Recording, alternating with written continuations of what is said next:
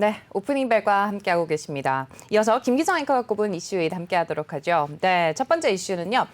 코로나 신규 확진자 수가 계속해서 최대치를 기록을 하고 있습니다. 오늘 코로나 신규 확진자 숫자가 최대치가 될지도 모른다면서요. 네, 그렇습니다. 사실 어제 9시 기준으로 이 숫자가 나왔을 때 사실 전 보고 내가 잘못 본 것 아닌가 네. 하는 그 생각이 들었습니다. 저도 왜 그런가 하면은 네. 9시 기준으로 1,145명이라고 발표가 됐거든요. 그러니까 네. 이게 전일과 비교해가지고 9시 기준으로 486명이 늘어난 겁니다. 보통 9시부터 자정까지 한 3시간 동안에 100명 가까이 늘어나거든요. 그래서 오늘은 아마 1,200명을 넘어가지 않을까 이렇게 예상을 하고 있는데 지금 현재 브리핑이 진행이 되고 있는데 1,200명은 넘은 것으로 확인이 됐습니다. 네. 지금까지 코로나 사태가 발생을 하고 확진자 숫자가 가장 많았던 게 작년 12월 25일 발표일 기준으로 12월 25일입니다. 그러니까 12월 24일치가 되는 거죠. 네. 그때 1,250명이었거든요. 그러니까 자칫 오늘 이 1,250명도 넘지 않을까 이렇게 걱정을 네. 하고 있는데 좀 두고 봐야 될 것 같습니다. 네, 그렇습니다. 지금 같은 경우에 왜 이렇게 느느냐 하는 이 부분에 대해서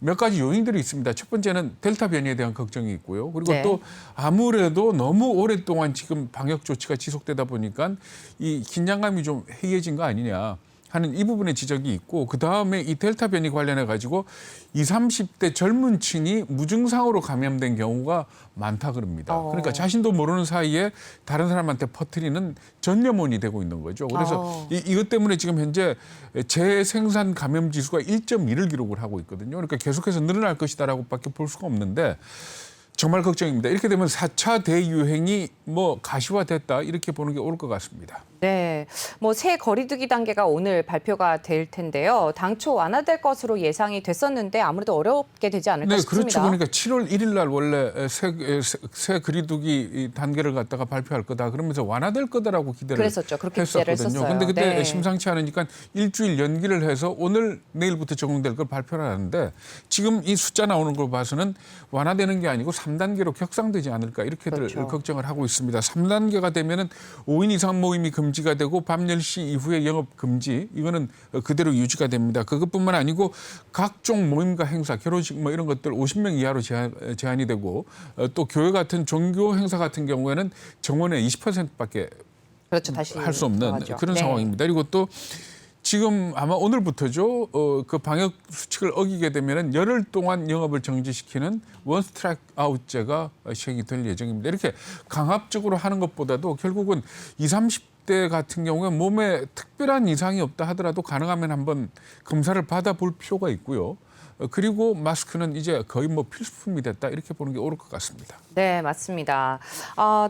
첫 번째 이슈로 또 코로나 신규 확진자 수가 증가했다는 소식 전해드렸습니다. 이어서 두 번째 이슈도 좀 확인해 보도록 하죠. 네, 두 번째 이슈는요. 코로나 때문에 또 해외여행이 막히다 보니까 국내선 또 항공기 수요가 굉장히 크게 늘어났다는 네, 소식이네요. 그렇습니다. 사실 이 기사 나올 때만 하더라도 이제 상당히 분위기가 좋아졌다 이렇게 네, 얘기를 맞습니다. 했는데 네. 그러니까 2분기에 이 항공 그러니까 국내선 항공 여객 숫자가 얼마였는가 하면 월 평균 304만 명으로 집계가 됐습니다. 이게 가장 많은 수치입니다. 그리고 작년하고 비교를 하면 74.7%가 늘어났는데 작년하고 비교는 큰 의미가 없겠죠. 왜냐하면 작년 2분기 같은 경우는 코로나 사태 때문에 꼼짝을 못했으니까. 네. 근데 어쨌든 간에 지금 현재 항공 수요가 굉장히 많이 늘어나고 있고 지금까지 최대치가 얼마였는가 하면 2019년 6월에 281만 명이었거든요. 그러니까 그것보다도 지금 10% 정도 더 많은 그런 사람들이 비행기를 탔다. 국내선 비행기를 탔다. 이렇게 보시면 되는데 아무래도 그러면 왜 이렇게 국내선 비행기를 많이 탔느냐. 해외여행 가고 싶은데 갈 수가 없고 그래서 국내선 쪽으로 돌렸고 그러다 보니까 특히 많이 이 승객들이 몰리는 쪽이 어딘가 하면 김포 제주 노선입니다. 거의 매일 90%의 예약률을 기록을 하고 있고 주말이라든지 여름 휴가 시즌은 지금 완전히 매진이 돼 있는 그런 상태로 알려지고 있습니다.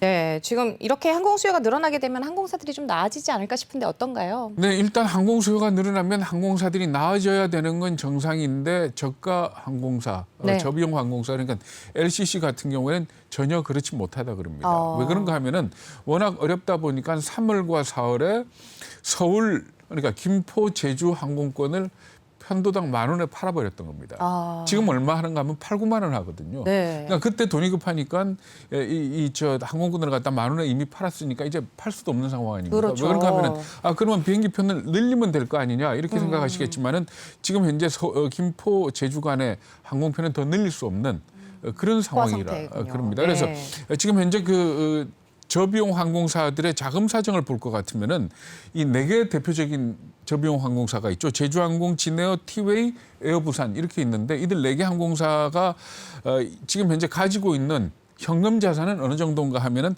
5,144억 원이고요. 여기에 비해서 1년 안에 갚아야 될 단기 부채라든가 아니면 리스 부채, 그러니까 비행기를 빌려온 데 따른 부채 이런 것들은 6,734억 원이라 합니다. 그러니까 보유 현금보다도 더 많은 빚을 지금 안고 있어가지고 자칫 호황 속에 부도가 날지 모른다 하는 그런 걱정까지 나오고 있는데 결국은 국제선에 재개가 돼야 됩니다. 그러니까 뭐 트리플 버블이라 그래가지고 사이판하고는 지금 격리 기간 없이 우리 여행하기로 네, 결정이 됐지 그랬죠. 않습니까?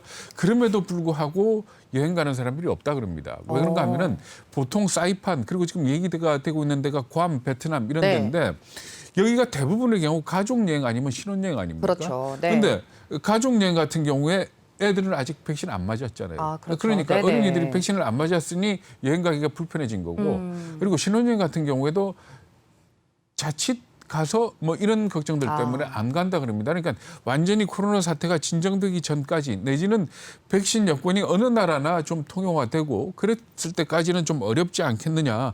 근데 여기에다가 델타 변이까지 확산이 됐으니까 사실 이 LCC 업체들의 좀 어려움은 계속될 것 같다. 이렇게들 예상을 합니다.